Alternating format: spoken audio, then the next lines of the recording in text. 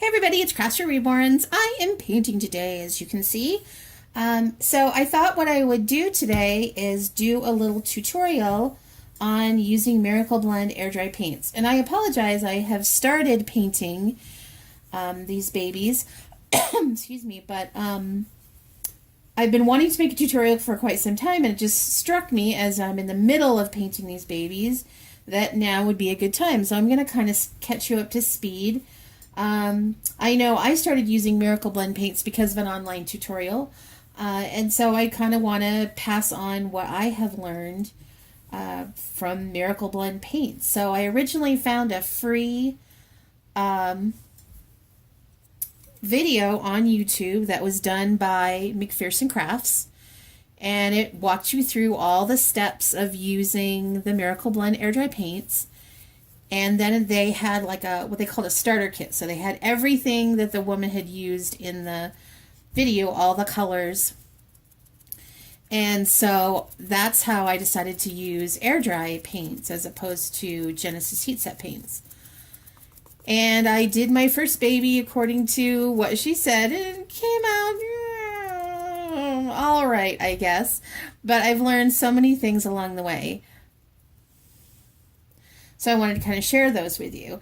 And the first thing that I've really learned is that setting up your painting environment is really, really important. You want a place with lots and lots of light. You can't be a good painter unless you have lots and lots of light. So right now where I am, it's absolutely perfect, way better than where I started painting. And so my painting has improved as well. I've got two sources of natural light. I've got two windows, and it's a nice sunny day out. And on top of that, I have these lights that are pointing at me that make me very hot, but have this place lit up like a Christmas tree. I've got over my left shoulder, because I'm a right-handed painter, I have my brightest light, which is shining right down on what I'm painting. You don't want to have your light coming this way because you're not painting this side, you're painting the side that's facing you. So having a light that is over your shoulder is really good. And then on my right hand side, I have a light right here that's coming down here, another one kind of coming down this way, and then another one pointed up to the ceiling. So I've got light coming from all directions. And it's particularly important with air dry paint because air dry paint loves creases. It loves to get stuck in creases. That's one of the things that's kind of makes it a pain to paint with. Where Genesis heat set paints they're not really solidified until... Sorry, see, I'm noticing some pooling paint. It's driving me nuts. Yeah, so it's... And I will talk about how to fix things like that in a second.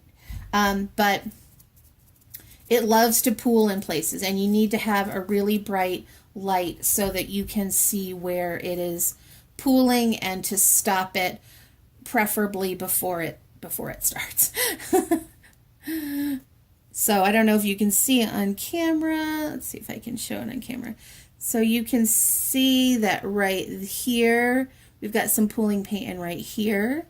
That's very common because gravity affects the paint. And there's a little bit in this eye right here. So I'm going to take care of that in a bit. But yeah, so you want to have a great painting environment. And it's a good idea to have a white surface, a reflective surface like this. This is a puppy pad. This is what puppies go potty on. And they're very cheap and inexpensive. I switch them out every time I paint a new baby. Yeah, and they work really great because they're a nice white surface. And you can see I use it to test my color as I paint along. So the next thing you want to look at is your kit. You want to choose a kit that doesn't have a lot of wrinkles, and preferably something that has open hands. Open hands are easier to paint than fists. So look at the hands in particular. So I'm doing the Eliza kit right now. She has nice open hands.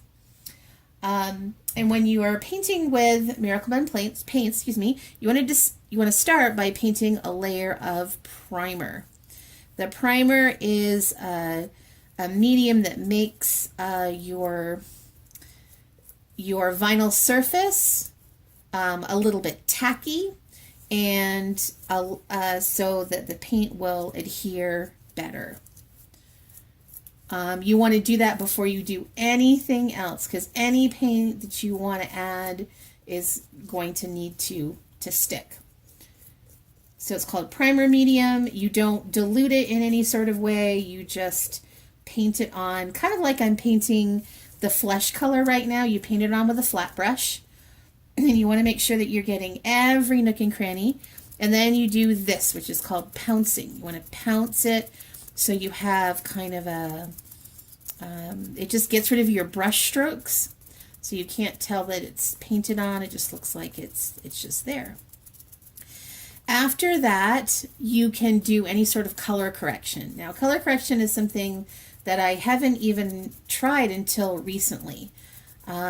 So it's not something that you have to do, and probably as a beginner painter you won't do it because you really won't know how to do it or when to do it or what to do.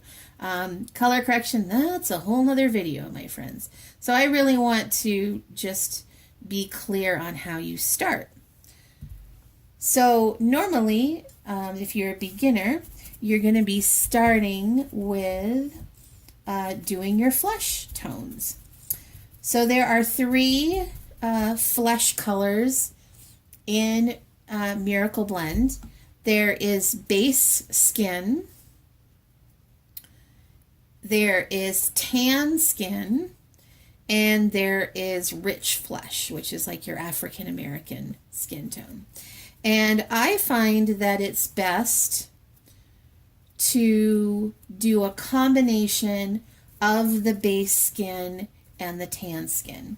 And the reason for that is the base skin is very, very fair. Let me show it to you right here.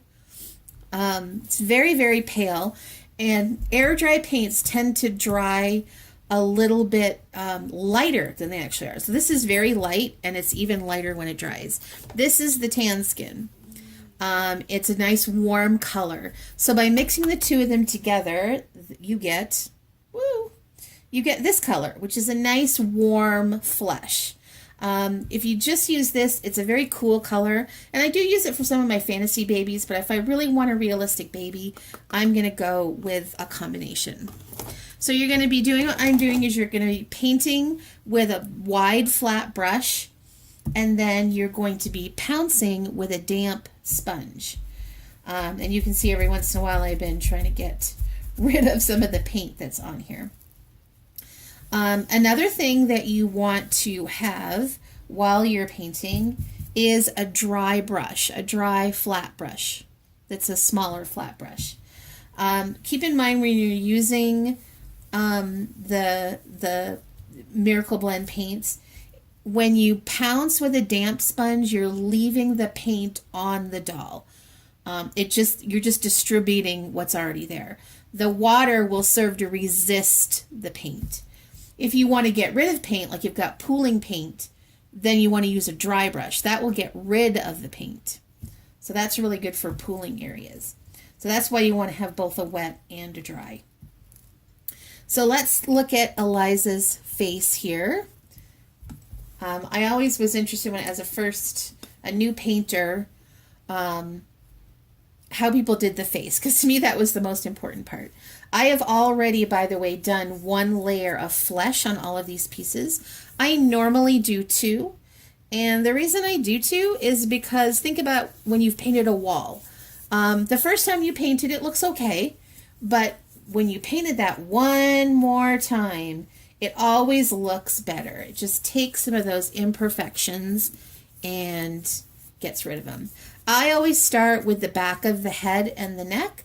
And the reason for that is most likely this part is going to be rooted. And so if I make a major mistake, it's very easy to fix it on the back of the head.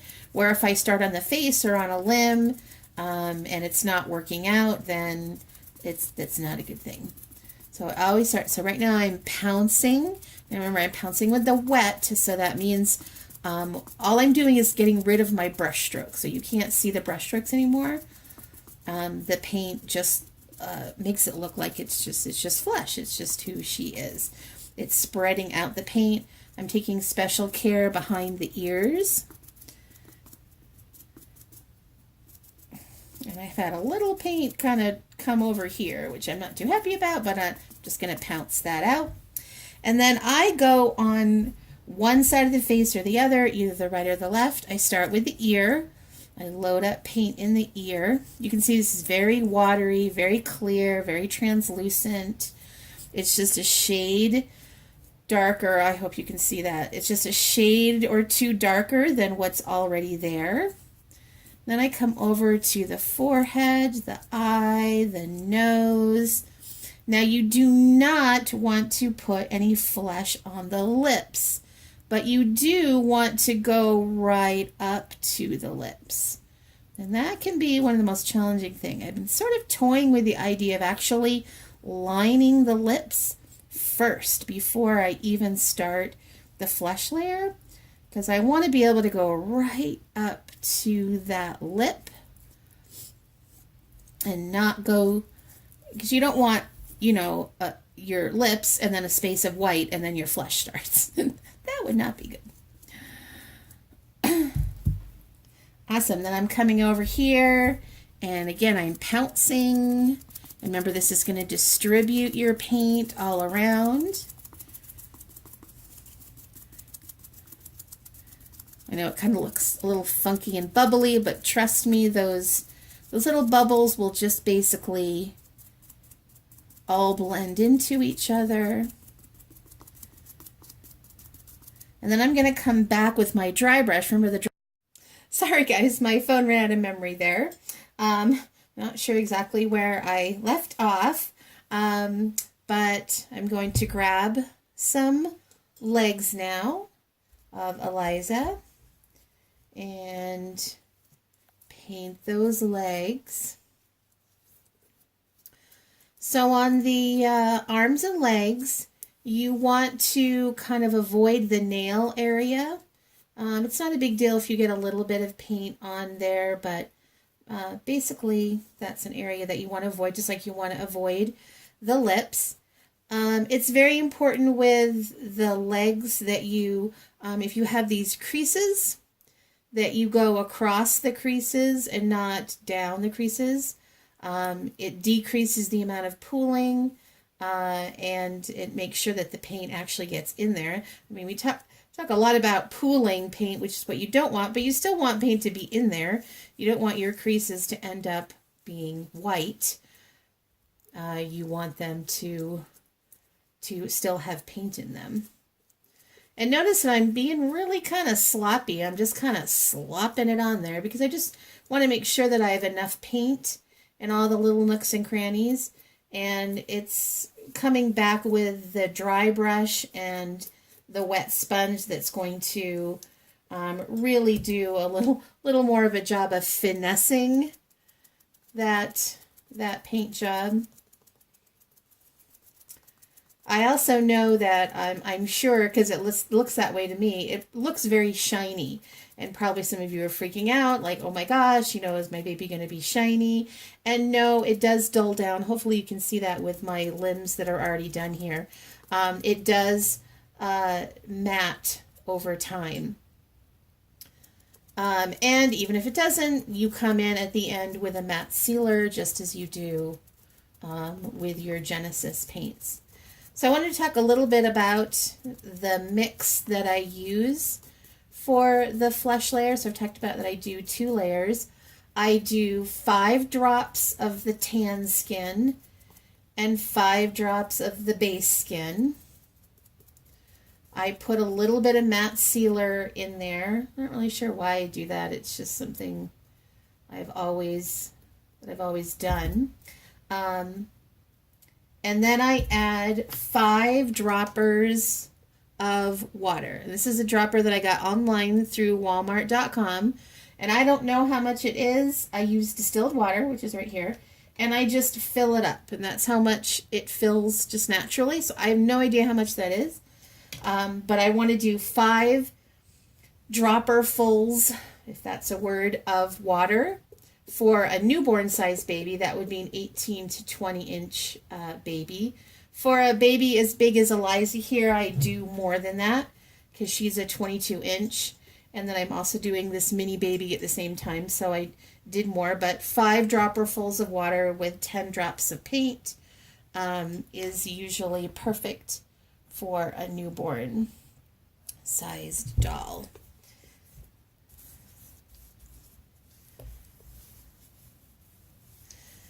Now, one of the things I've been toying with lately, and I actually tried it on this doll, I'm not really happy with how my blue undertones have been coming out. They're too blue. And, you know, they're supposed to be sort of a grayish blue. And so actually with this doll, what I decided to try was I actually did some blue undertones first. So in places that I really don't, I want a more shade than really, I don't really want blue. So places like behind the knee, in between the toes, places where I want to create some depth, I have actually already done some of that blue shading. I'm noticing though that although it looked good before I painted the flesh layers, now I can barely see it. I can see a little bit on Eliza's face, and actually that little bit that I can see I like, but I think on my other limbs I'm not really seeing it. So I think that's something I'm going to try to do in the future, just make it darken it up a little bit so that when I put my flesh layer on here, then it won't all disappear. So if I make it darker and more pronounced, because it was very, very faint when I did it because I wasn't sure. And that's another rule of thumb to do with air dry painting, actually really of any kind of painting that you're doing. It is better to go too light and have to redo it or do multiple layers than to go too dark. Because if you go too dark, there's nothing you can do about it. You're just going to have to strip the limb and try all over again. So don't ever be afraid to start out really lightly and then just, you know, it might take you a little more time, and you might have to add 2 or 3 layers of that color instead of just the one you were hoping to achieve. But yeah, that's another suggestion that I have if you're just starting out. Also, I wanted to show you this. This is a huge knitting needle. It's a size 15 knitting needle that I use to hold my pieces. Whoa, there goes the camera. And that is something that really, really helps. Because if you're having to hold your piece, wait a minute. This one's all dry. So if you're holding it like this and you're pouncing, it's really hard on your fingers. So by sticking it through, and you can just use a dowel or anything, a pencil. I've seen people use a brush handle. All you have to do is hold it here, and you have lots and lots of control. But when you're pouncing it, this sort of takes all that pressure away.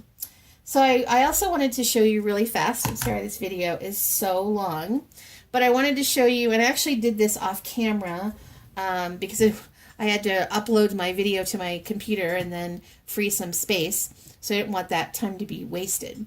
But I wanted to show you what to do if your paint is pooling. Now, first of all, you want to catch it as soon as possible. So you constantly want to be looking over your limbs after they have dried.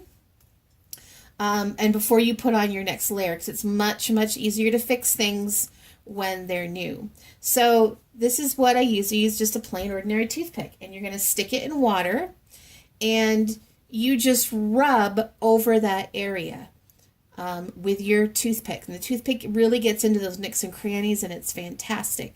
I don't know if you can see on this little guy.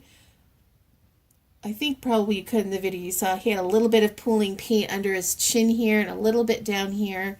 and it's all gone. And you just like scrub, you just buff it out. And if you need to, grab some more water. So the water will loosen the paint, particularly if it hasn't cured a particularly long time.